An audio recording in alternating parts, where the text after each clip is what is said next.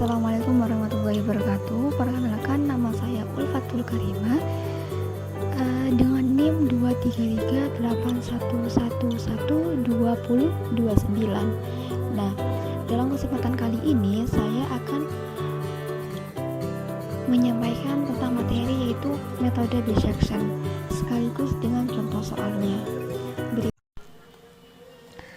Metode bisection adalah sebuah metode numerik untuk menemukan akar dari sebuah fungsi.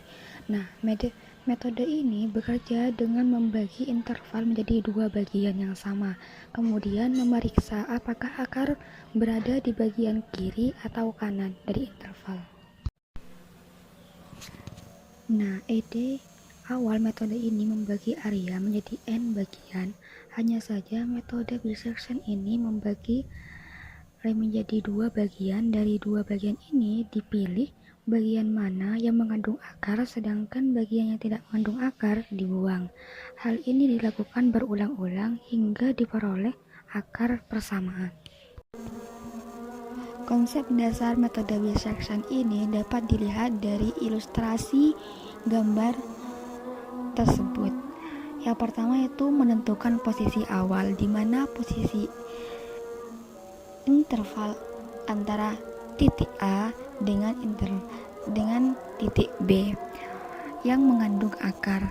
Maka yang kedua itu hitung nilai tengah-tengahnya yang kita misalkan dengan C dari interval A dan B, sehingga dapat diperoleh interval membagi menjadi dua, yaitu A, C dan C, B.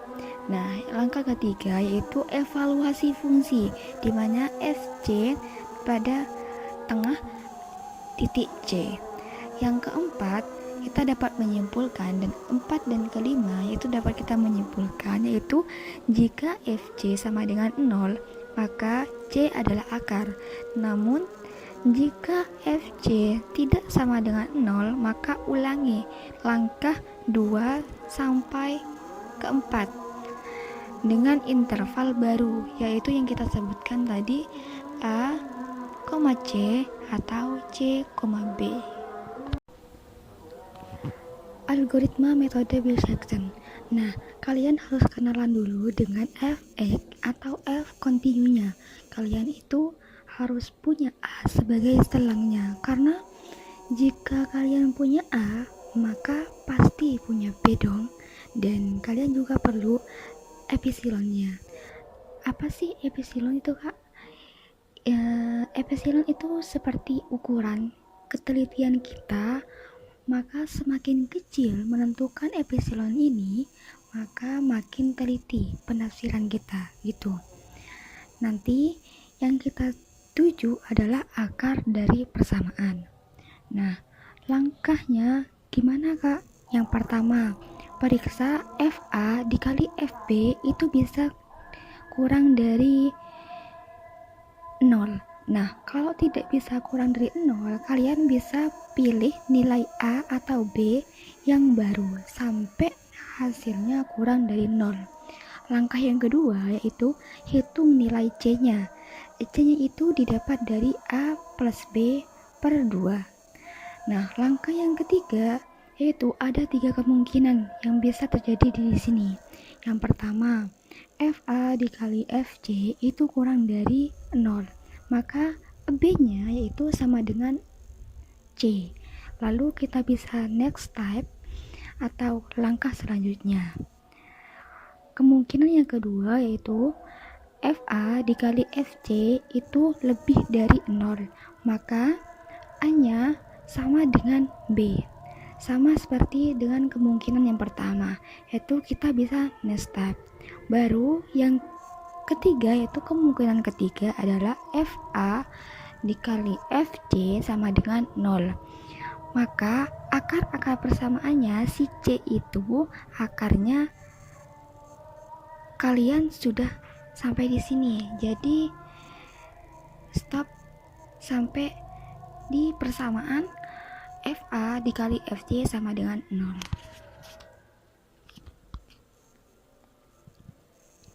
Nah, kita lanjut ke langkah yang keempat, Baru kita hitung perkiraan baru dari C-nya, yaitu pakai rumus yang tadi, yaitu A plus B per C. Dan yang terakhir, langkah yang terakhir yaitu, maka jika kita punya B min A kurang dari sama dengan epsilon, maka akarnya adalah si C, dan hitungannya selesai. Jika tidak, maka harus mengulang dari awal, yaitu dari langkah ke 2 sampai ketemu hasilnya. Nah, kita lanjut ke contoh soal, yaitu fx sama dengan x pangkat 3 min 5x plus 1. Nah, kita mulai menggunakan interval 0,1 karena f0 memperoleh 0 pangkat 3 min buka kurung 5 dikali 0 tutup kurung plus 1 sama dengan 1. Sedangkan F1 sama dengan 1 pangkat 3 dikurangi buka kurung 5 dikali 1 tutup kurung ditambah 1 sama dengan min 3. Karena F0 dan F1 menghasilkan 1, min 3, maka interval 0,1 mengandung akar karena memenuhi persyaratan, yaitu FA dikali FB kurang dari 0 dan FA kurang dikali min FB kurang dari 0 atau min FA dikali FB kurang dari 0. Lalu kita lanjut ke iterasi 1, di mana X1 sama dengan 0, sedangkan X2 sama dengan 1.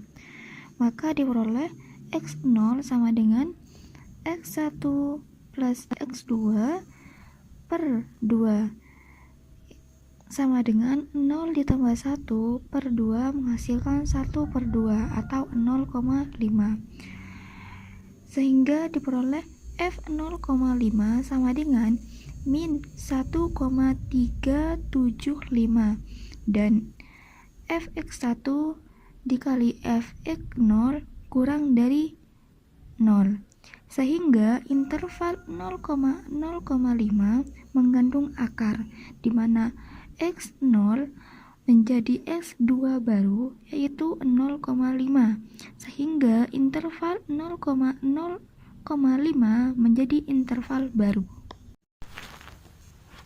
Kita lanjut iterasi kedua. X1 sama dengan 0, X2 sama dengan 0,5. Maka X0 sama dengan X1 plus 2, X2 per 2. Artinya 0 ditambah 0,5 per 2 sama dengan 0,25. F0,25 sama dengan min 0,23435 dan X1 dikali F0 kurang dari 0, sehingga interval 0,0125 mengandung akar, di mana X0 menjadi X2 baru, yaitu 0,25, sehingga interval 0,025 menjadi interval baru. Lalu kita lanjut ke iterasi ketiga, yaitu X1 sama dengan 0, sedangkan X2 sama dengan 0,25. X0 sama seperti yang iterasi yang kedua, yaitu rumusnya, jadi 0 tambah 0,25 per 2 sama dengan 0,125. Lalu kita mencari fungsinya, yaitu F 0,125 sama dengan 0,376953, artinya hasilnya itu positif, dan sehingga Fx1 dikali Fx0 itu lebih besar dari 0, sehingga intervalnya adalah 0,125,0,25 yang mengandung akar, sehingga X0 menjadi X1 baru yaitu 0,125, sehingga 0,125,025 menjadi interval baru. Baik, selanjutnya yaitu ini sama dengan langkah sebelumnya. Caranya hanya saja saya menampilkan secara tabel. Nah, kita langsung saja ke iterasi kelima. Karena X1 sama dengan 0,1875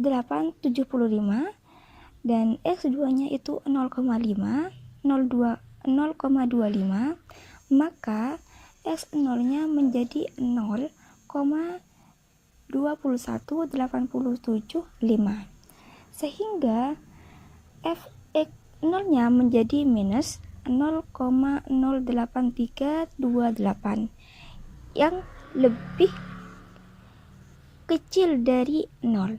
Karena ini hanya contoh soal, artinya percobaan soal, maka kita langsung saja sehingga akar antara interval 0,1875, 0,21875, hampiran akar ini diambil dari titik tengah dari interval X1 sama dengan 0,21875 dikurangi 0,1875 dibagi 2, sehingga menghasilkan 0,203125. Sedangkan nilai eksak sebenarnya itu adalah akar sama dengan 0,20163 dengan galat E sama dengan minus 0,0015. Artinya hampir mendekati dengan perhitungan kita. Cukup sekian dari pembahasan saya. Kurang lebihnya mohon maaf. Wassalamualaikum warahmatullahi wabarakatuh.